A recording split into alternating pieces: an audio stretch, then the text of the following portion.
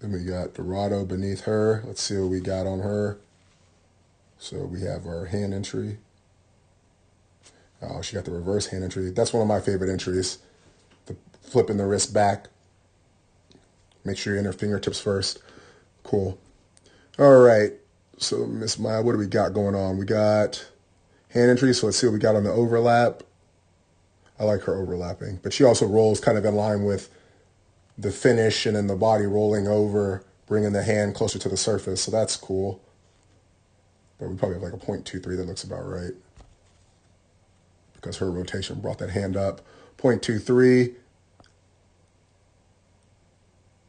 Boom. All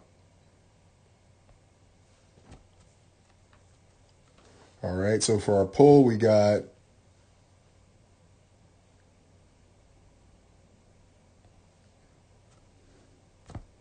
0.99.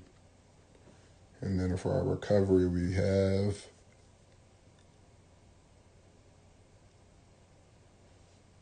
0.4. All right, and then we have our tempo. So this is the only one. So she's actually swimming with textbook L drill timing. And she's having a 0.4 recovery and almost, over twice. She's pretty close to 3. She's 0.2 off from 3 times slower pull. So she's really actually holding that hand out front. But I think a cool thing about her is because of how late her pull is starting, she ends up connecting a lot of her pull with her rotation, right? Because you can see her elbow is still extending. Whereas a lot of the other people, their elbow finished. And her, because she's here, you can really see how, and this is why I like the timing of how we teach it. And when I swam with Lochte and Clary, they made fun of me and David because I wasn't using my core. And this, I guess, is a lot more advanced. This is our national level content where we teach inside out for freestyle and for backstroke, but it's using your core to swim. So her belly button is facing that way.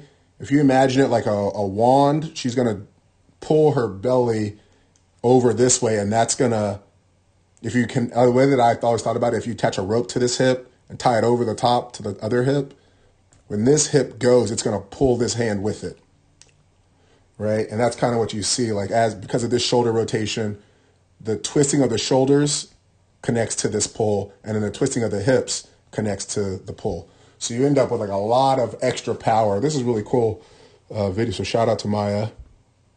But yeah, you can see it all through the hip connection, the shoulders, really cool. But yeah, and this is why I say, where a lot of times, the way people teach swimming, it's not intentional, right? So she'll get out there and she'll teach someone L drill just like this. Oh, if you do this, and maybe she knows all this stuff, but a lot of times the kids don't know the hip stuff, right? They don't know that. They don't know the shoulder twist stuff. They just know the L drill. So unless someone explicitly told her, she's going to go out and she's going to teach L drill, this is the drill I use to become a great backstroker. And it naturally ended up aligning a lot of stuff, maybe perfectly suited to her body and her athleticism and her dry land and her training. Total accident, right?